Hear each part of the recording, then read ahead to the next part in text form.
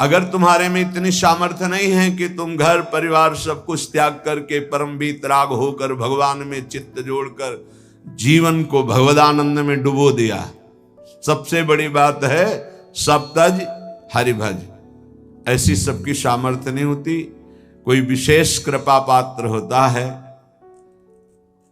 सब बंधन तोड़ाकर भाग पड़ता है भगवान की तरफ।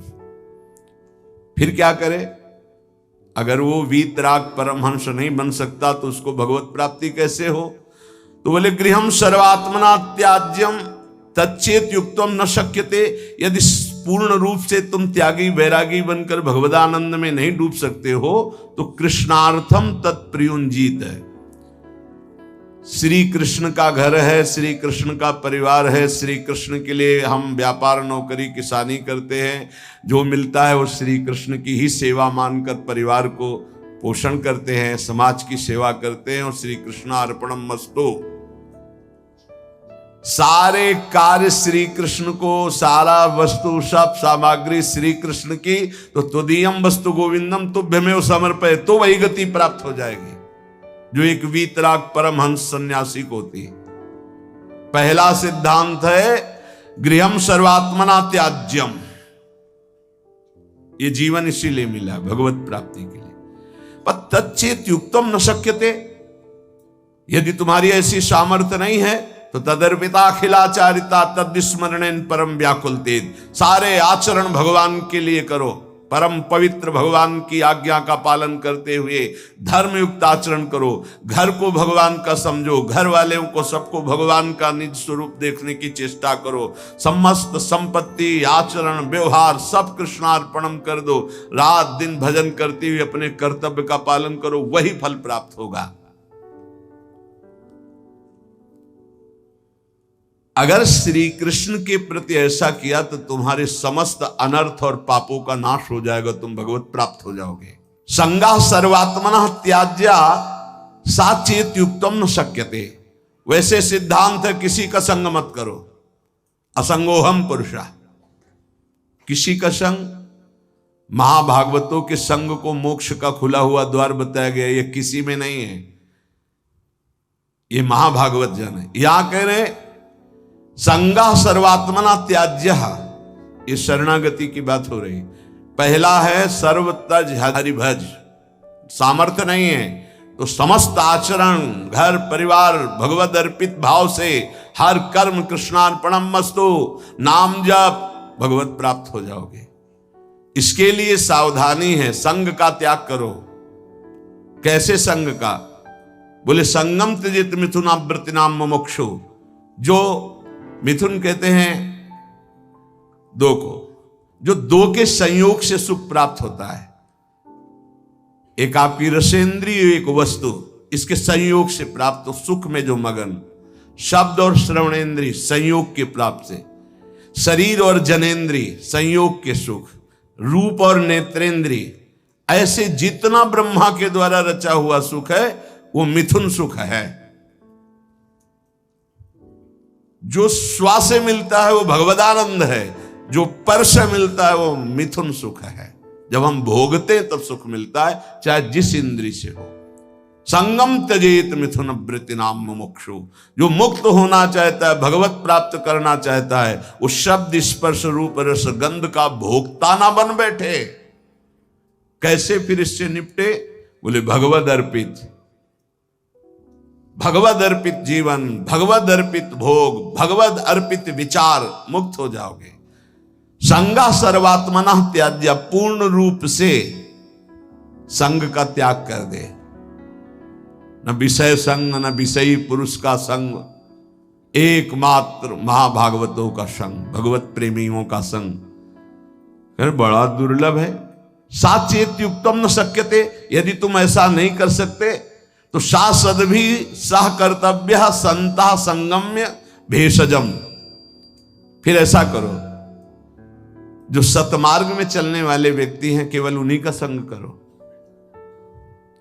जिनके पास बैठने से भगवत चर्चा होती है, नाम जप की बात होती है, भगवत कीर्तन भगवत गुणानुवाद सुनने को मिलता है, बोधयंता परस्परम, ऐसा संग करो, चाहे स्त्री पुरुष घर गृहस्थी कोई भी हो।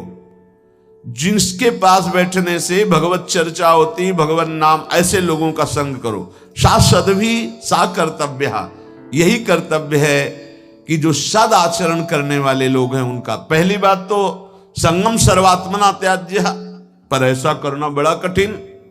साचेत युक्तम न शक्यते, ऐसा सब नहीं कर सकते। तो बोले संग करो। फिर किसका? बोले सा सद्भी, जो सदमार्ग में चलने वाले हैं, जो अपने कर्तव्य का पालन करने वाले हैं। संता संगस्य भेषजम, और कहीं संत समागम मिल जाए तब तो भौष रोग से निवृत्ति होने की औषधि है संतजन। संत समागम मिला मानो संस्कृति के चक्र का अंत हो गया। बड़े भाग पाई सतसंगा, बिनय प्रयास होई भवभंगा। भार्यादिरनुकूलश्चेत् कारयेत् भगवत् क्रियाः, उदासीने स्वयं कुर्यात् प्रतिकूले गृहं त्यजेत्, तत्यागे दूषणं नास्ति यतो विष्णु परांगमुखः। यदि आप गृहस्थी में फंस चुके हैं, अब आपको भगवत प्राप्ति कैसे हो? तो कह रहे हैं स्त्री आदि परिवार जो भी है सबको भगवत परायण होने की शिक्षा दी जाए। सब नाम जप करो। हमसे अगर तुम अपनापन रखते हो तो 10 मिनट ही सही, पर तुम नाम जप करो। भगवत प्राप्ति के लिए कैसे घर का माहौल होना चाहिए ये बता रहे हैं। भार्यादि अनुकूलस, पत्नी को अनुकूल बनाओ। अनुकूल बनाने का मतलब उसको शासन के द्वारा अनुकूल नहीं बनाया जाता किसी को, प्रेम के द्वारा अनुकूल। प्रेम की भाषा बिना पढ़े लिखे लोग भी जानते हैं, पशु भी जानता है। छोटा बच्चा है, दुलार करो, प्रेम से ऐसे पुचकारो, किलकारियां मानने लगेगा। अभी उसको कोई ज्ञान नहीं, लेकिन प्रेम की भाषा वो भी जानता है। फिर वो तो अर्धांगिनी पत्नी है। लोगों के हृदय में पता नहीं क्या धारणा बैठ गई है, पुरुष रूप में हो गए तो अपने को पता नहीं ब्रह्म मानते क्या मानते हैं, कि लड़की वाला ब्याह करने आ रहा है, तुमको अपनी बेटी तुम्हारे घर में भेज रहा है, तुम्हारे जीवन भर के लिए तुम्हारा साथी चुन रहा है, तो लड़की वाले की तरफ ऐसी भावना की जाती मानो कोई पाप करके आया कि आज मेरी पुत्री सुंदर है, पढ़े लिखे है, पर हमारे पास धन नहीं, तो जहां जाता हूं अपमान होता है। नहीं, इतने में तो नहीं होगा ब्याह। तुम्हारा केवल लड़का है इसलिए तुम इतने गर्व में हो? क्या है तुम्हारे लड़के में कौन सी खास सी बात है? केवल लिंग परिवर्तन है तो स्त्रीलिंग में, वो पुरुष लिंग में, वो उसकी संतान है, वो तुम्हारे सामने झुक के दे रहा है। जो वो भेंट दे दे अपनी पुत्री को भाव से, वो बात अलग। तो वो अपने को गर्व मानते कि लड़का हो गया तो इतना दहेज लेंगे, और पर्चा ऐसे बनाते जैसे दुकान वाला व्यापारी पर्चा बनाता है, इतना इतना इतना, अब ले लो। तो ऐसे दूल्हे का हाथ पकड़ करके लड़की वाले को घर ले जाना चाहिए कि राधे श्याम, क्योंकि हमने पैसा दिया है। कैसा विचार समाज का है। तुम अपनी कमाई से सुखी नहीं होना चाहते हो, अपनी पुत्री दे रहा है, कुछ ना कुछ भाव से अपनी पुत्री को दे रहा है। तुम्हारा क्या भाव है? लड़के पक्ष वाले ऐसे गर्व में होते हैं मानो त्रिलोक विजयी हो गए हों, लड़का हो गया तो। इसीलिए हमारे समाज की धारणाएं पापों को बढ़ावा दे रहे हैं। पुत्री हुई तो उसको किस भाव से देखा जाता है, किस भाव से? अगर लड़की न हो तो पैदा कहां से हो? विचार कीजिए। तो तुम्हारी जो पत्नी बनी हो तुम्हारे समान है, 1 इंच भी तुमसे कम नहीं किसी बात में। ईश्वर का तत्व जो तुम्हारे हृदय में, उसके हृदय में जो पांच भौतिक दे तुम्हारी, वो उसकी दे, वो अपने घर का त्याग करके तुम्हारे घर में आई है, तुम्हारी अर्धांगिनी बनी है। तो चाहिए कि तुम्हें प्यार के द्वारा अनुकूल, भार्यादि अनुकूलस चेत कारेत भगवत क्रिया। प्रेम में बड़ी सामर्थ्य है। किसका परिवर्तन प्रेम से नहीं हो सकता है? कभी समाज में अगर ये बात समझ में आ जाए कि ये दहेज लेना नरक जाने का कार्य है, बोले अमुक ने दहेज, उन्होंने मांगा नहीं था, स्वतः अपनी पुत्री के लिए दिया था। किसी को भी अगर हमारे व्यवहार में पुत्री के साथ बहुत सी सामग्री उत्साह के साथ देने का भाव तो उनके पास है और उन्होंने दिया अपनी पुत्री को, तो आपने मांगा तो नहीं, वर पक्ष ने मांगा तो नहीं, आज बेचा जाता है। कैसी समाज की दुर्व्यवस्था है, ना सत्संग सुनते हैं, ना शास्त्र समझते हैं। तो बच्चियों के प्रति कितना निकृष्ट भाव आ गया कि एक गरीब आदमी की यदि लड़की पैदा होती तो माथे पे हाथ रख करके सोचता है कि मेरा दुर्भाग्य, कोसते हैं कि तूने लड़की क्यों पैदा की। अरे अगर हमारी मां नहीं होती तो हम कहां से प्रकट हो जाते। वो मां है, वो दैवी शक्ति है जो प्रकट हुई है। कैसी बुद्धि भ्रष्ट होती चली जा रही लोगों की कि बेटी के शब्द से उनको एक असौभाग्य लगता है कि अरे बेटा थाली बजाओ, चाहे वो पादुका से मार के घर से बाहर कर दे, बुढ़ापे में बेटी ही काम आएगी। फिर चलो पापा हमारे यहाँ, बूढ़े पिता के लिए बेटी तैयार है प्राण देने की। आज बेटियों के प्रति भाव यहां शास्त्र आज्ञा कर रहा है, भार्यानुकूलश्च, वो तुम्हारी अर्धांगिनी, तुम उसके साथ ऐसा कोई व्यवहार मत करो जो तुम्हारे को कभी अनुकूलता की वजह प्रतिकूलता में आ जाए। और आप ध्यान रखना, ब्रह्मा जी बहुत चतुर हैं। जब देखा कि बेटियों की ऐसी अल्ट्रासाउंड करा लिया, ये देख लिया, वो देख लिया, ऐसा भाव, तो काम ऐसी कि तुम हटा ही नहीं सकते हो।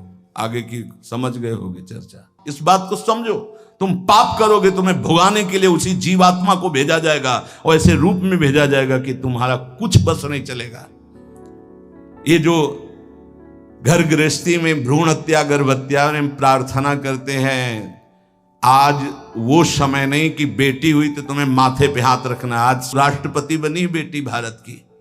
हम बार बार कहते हैं, अभी क्रिकेट मैच की पूरी बेटियां ही आई थी, बहादुर, एक सेना नायक आई थी। होश उड़ जाए उसकी दृष्टि मिलाने में। ये शेरनी भारत की दैवी शक्तियां है। कैसा विचार बन रहा है, पति अपने को भगवान समझता है, पत्नी को भगवत भाव में नहीं देखता है। कलह अशांति मची रहती है। अब अगर आप कह रहे हैं कि हमारी पत्नी ही ऐसी है, तो आज तुम बहुत सीधे साधे दिखाई दे रहे हो। तुम्हारे कर्म ऐसे थे कि उस देवी के रूप में आए, हर प्रतिकूलता तेरे सामने। अब अगर आप अनुकूल चलना नहीं सीखोगे तो भगवान का विधान ऐसा है कि तुम्हें हर कदम पर दुख प्रदान करेगा। समान भाव, इसलिए भगवान शिव ने दिखाया कि आधा शिव तो आधा शक्ति, यही स्वरूप सब शिव स्वरूप हैं, सब भगवत स्वरूप है। यही होना चाहिए। अर्धांग पे विराजमान अंबा, और इधर भगवान शिव, इधर अंबा का स्वरूप वही है, दूसरा कोई नहीं है। भगवान ही पत्नी के रूप में है।